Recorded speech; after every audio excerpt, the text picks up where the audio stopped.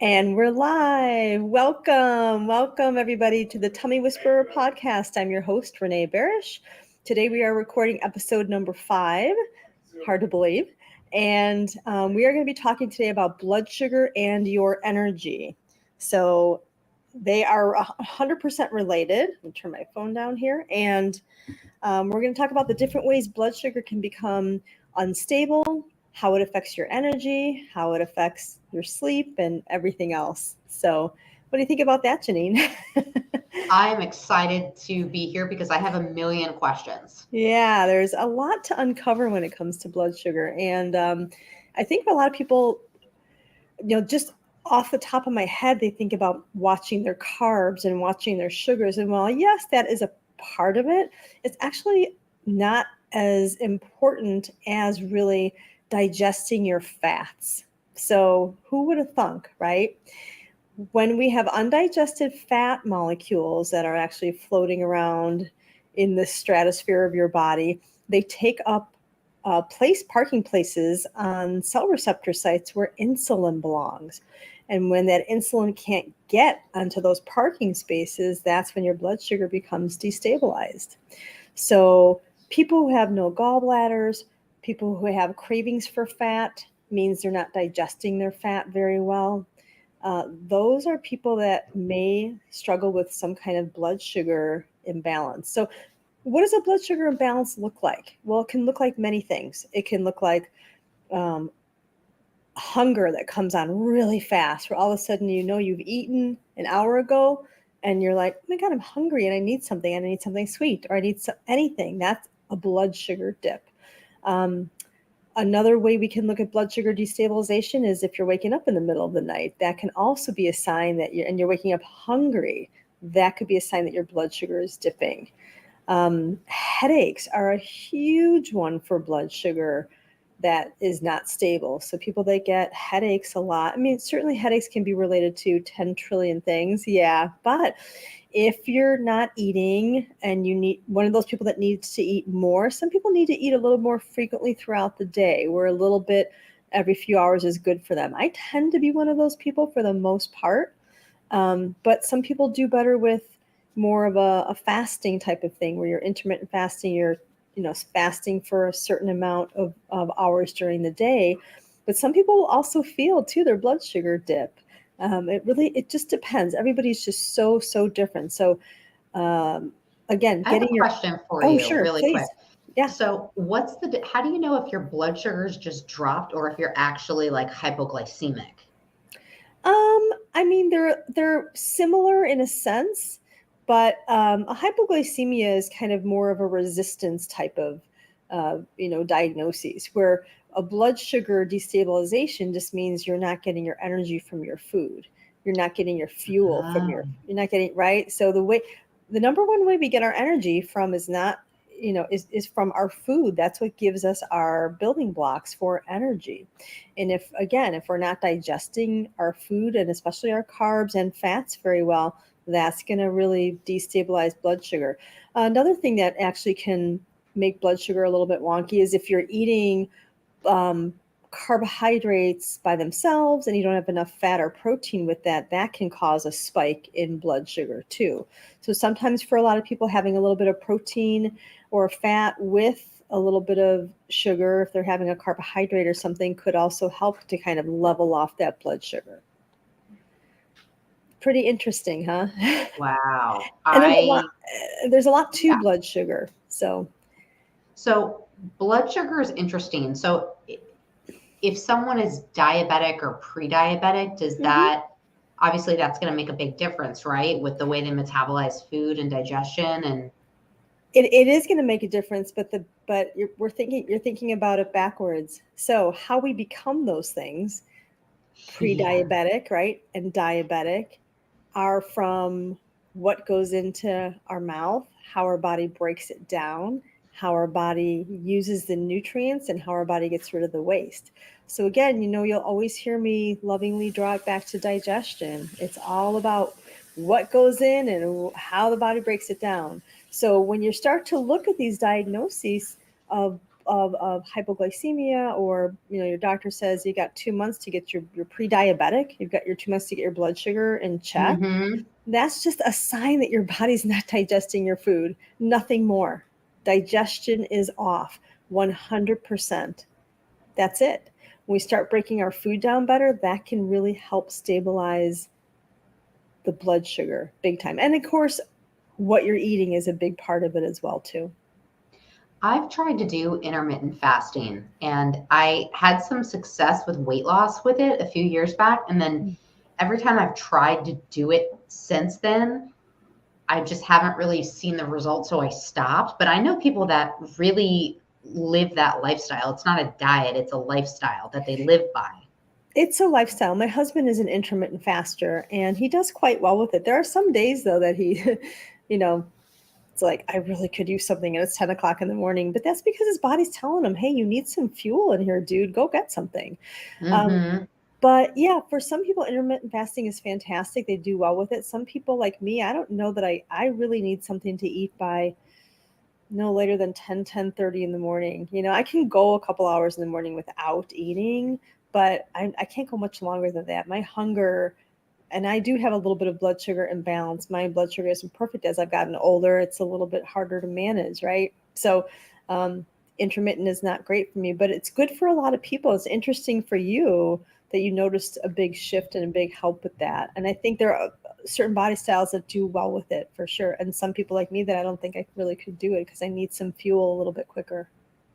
I was, I mean, I was pretty spot on when it came to eating in my window. So I followed the 16-8 rule with intermittent fasting. Yeah. So I ate between 10 a.m., 6 p.m., and nothing but water or hot tea In after. between, In after, yeah, between, after, right. It was yeah. really, really good. I mean, a lot of people don't realize the cream and the sugar that they put in their coffee in the morning, if they're trying to fast, it doesn't count. Like it's got to be, Black.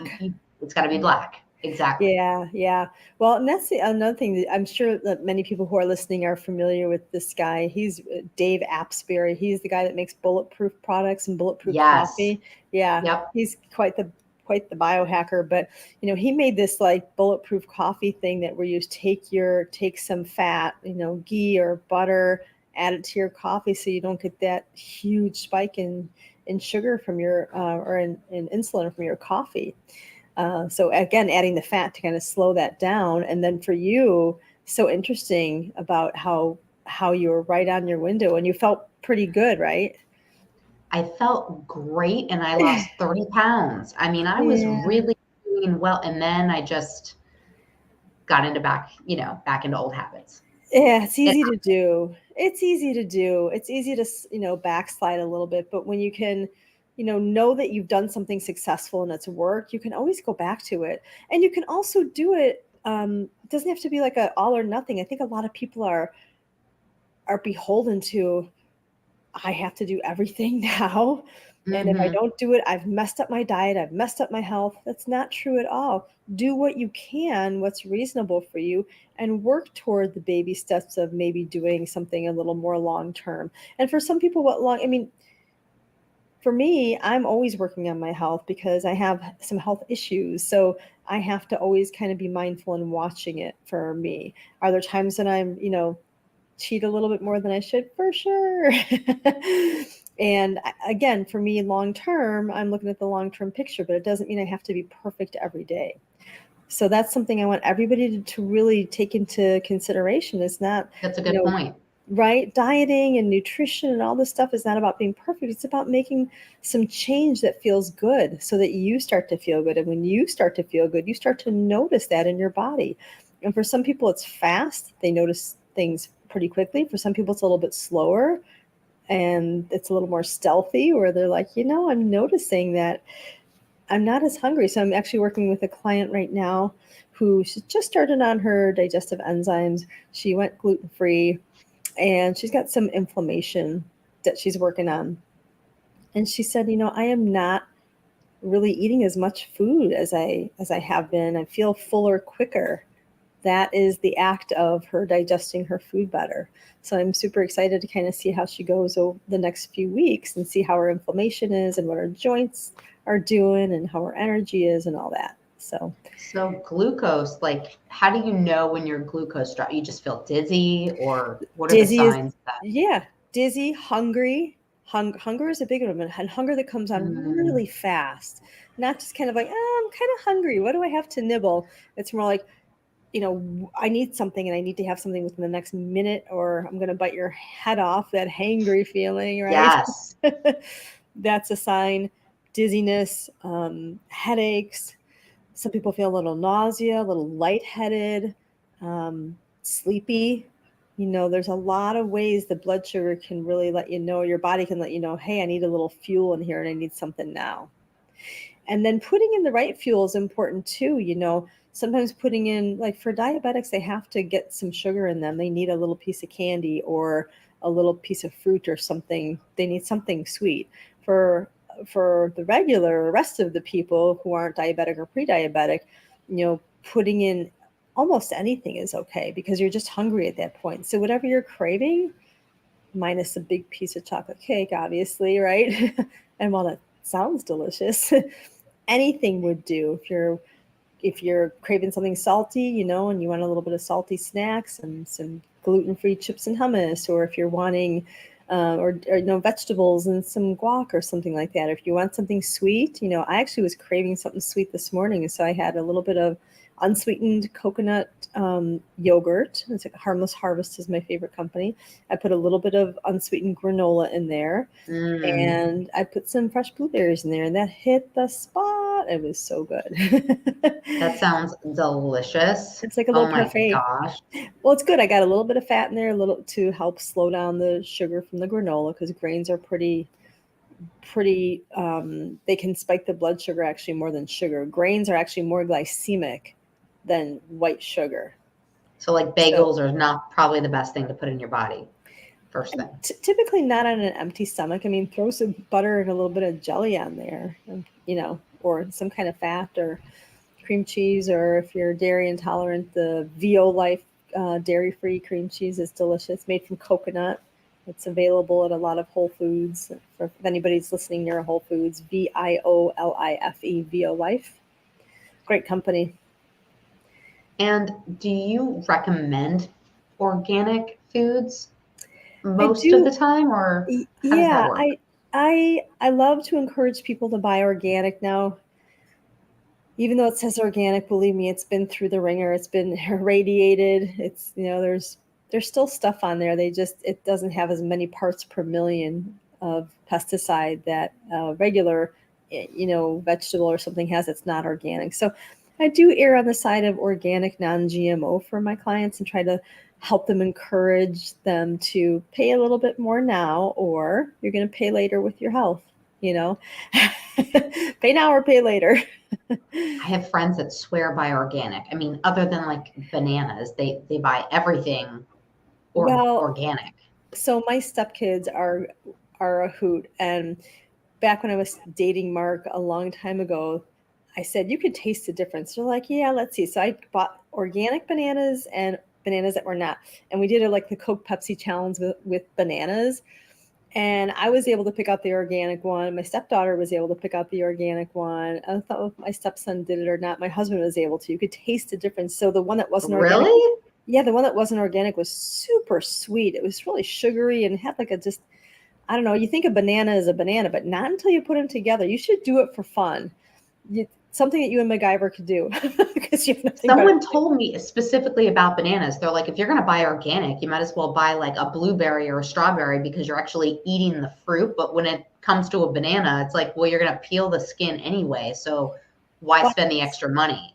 yeah, but remember the skin is porous and stuff does go through, but that's not even the bigger part. The bigger part is that bananas are picked as green as a cucumber and they're gassed in order to become What? ripened. Yeah, they use a gas, some kind of gas to ripen them.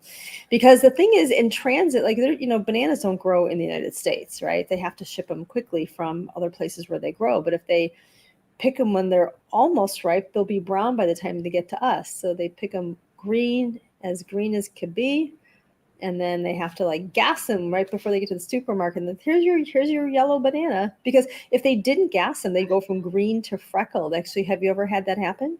Yes. Where they didn't ripen and the skin stayed green and they got freckles, and you're like, wait a minute, I'm waiting for my banana. So they have to gas them. So I would say, and the organic ones have to be gassed too. But I feel like putting less toxicity in me is a good thing. I already have enough toxic stuff in my body. I don't need more. That's a really good point. And so when it comes to blood sugar, there are so many people in this country and in the world that struggle. I mean, everyone on my dad's side has diabetes. And so my dad had premature death due to uncontrolled diabetes in so many different ways. Most of that side, we've all struggled with obesity. And my cousin and I were at that age where it's like, we've got to do something, right, about our health. We've got to make sure that we're healthy. Otherwise, we're going to hopefully not end up like our parents, which we've watched struggle throughout the years with diabetes. And that's a great point. And so two things on that. One, just because you're born with your genetic predisposition doesn't mean those genetics have to turn on, right? So how do these genes turn on? Diet, environment, and emotions. So if you already know you have, right? If you already know you have a predisposition to diabetes, which I do in my family as well too, or other things, it doesn't mean that you have to express these genes. But if you start eating into your genetic weakness, your genes will express, and these blood sugar imbalances will rear their ugly head. So we start really, again, looking at modifying the diet, digesting a good anti-inflammatory diet, helping the body detoxify. The liver is a huge player in blood sugar. The liver is just a ginormous player in how your blood sugar is balanced, because the liver's job, everybody knows, is an organ of detoxification, but it also releases certain chemicals that can destabilize or can help stabilize blood sugar. So if your doctor has told you, for anybody listening, if your doctor's told you you have fatty liver or non-alcoholic fatty liver, that is from poor carbohydrate metabolism. And I have plenty of my clients who come across my desk who said their doctors told them that they have to quit drinking and they have never had a sip of alcohol in their life. That is because they're not digesting their sugars, period. And that affects the liver and that affects the blood sugar. So again, just to reiterate, because I do this every show, and I think it's really important for you guys to hear this, right? This is not just about, hey, I'm born into this stuff, I'm going to get it. No, that's not the mindset. The mindset is, hey, I've got these genetic predispositions here. What can I do in my life to not, help this to not express, help this to not turn on? Well, we can look at the diet. We can look at digestion. We can look at how the body detoxifies. Simple things that you can do to help yourself. So it's a big thing. And with you having these things already, you know that you've got this in your family or genetic tree. It would be good to take a peek in and see what's happening, and that integrated urinalysis panel that I run can look at some of the way your body breaks down your food. It can look at overgrowths. That's amazing, Renee. That's just amazing. It's important. It's important. I love it. This is the test I've been using for my whole career, coming up on 19 years. And it really shows me so much information about how people are digesting their food, how they are absorbing their nutrients. It checks for calcium, magnesium, vitamin C deficiencies. It shows me bowel toxicity levels. It'll show me candida overgrowth. It'll show me pathology screenings. It'll show me if somebody's making kidney stones.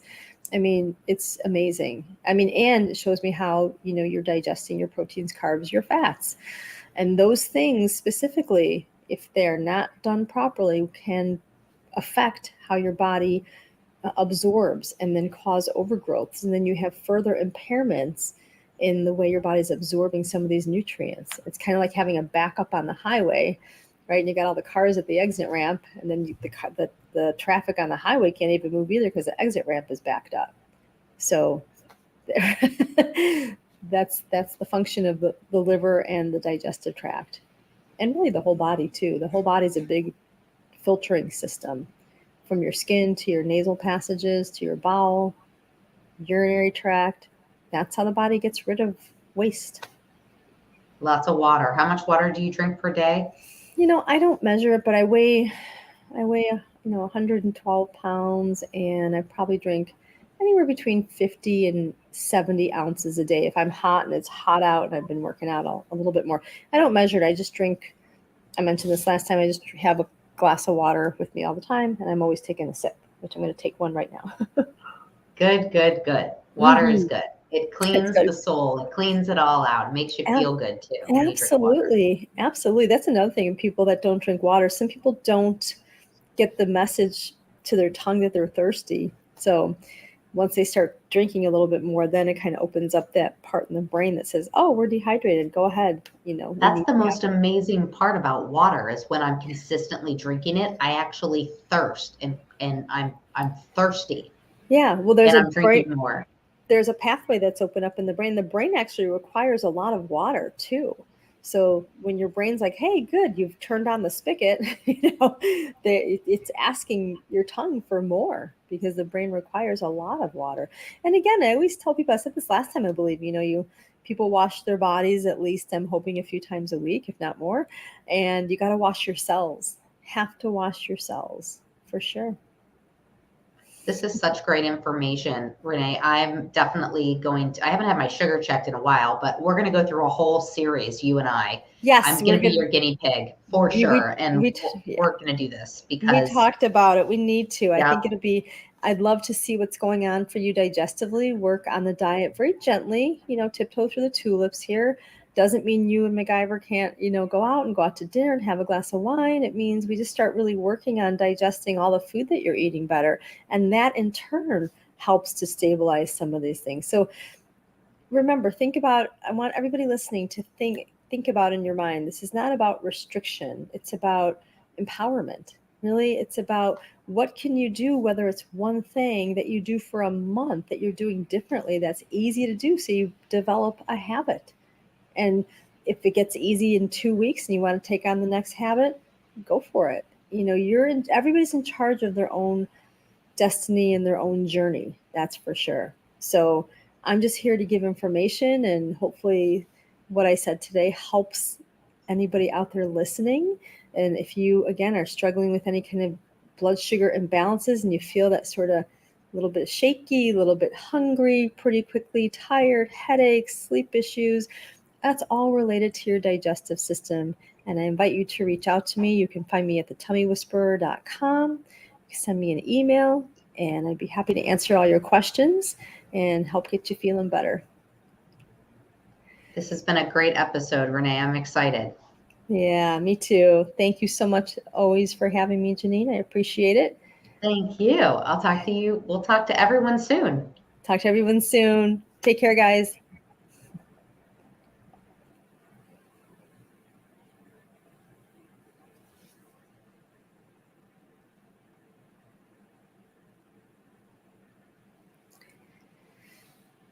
Okay.